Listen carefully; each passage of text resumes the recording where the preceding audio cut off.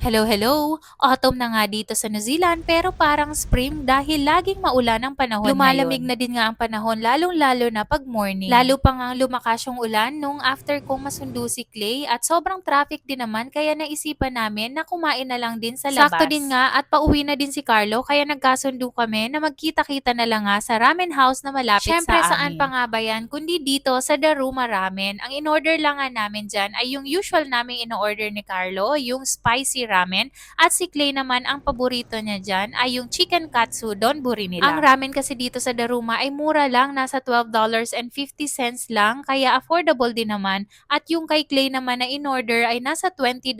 Sa iba kasing Japanese restaurant na nakainan namin, ang presyo ng ramen nila ay nagre-range from $16 pataas pero dito ay nasa $12 lang kaya mas mura na dito at nakakabusog na din naman yung serving And nila. kung sa tingin mo nga bitin ka pa ay mag-upsize ka na lang ng noodles at mag-add ka na lang ng broth or soup. At pag estudyante ka din naman ay free upsize ka na ng noodles at saka May rice. ongoing promo pala sila na naka 50% off yung gyoza nila or yung Japanese dumplings kaya nag-order din kami ng isa. So, imbis na $9 yung binayaran namin dyan, ay $4.50 na lang. So kung gusto nyong kumain ng masarap at ayaw nyo din naman gumastos ng malaki ay pumunta na lang nga kayo dito sa Daruma Ramen dito sa Botany.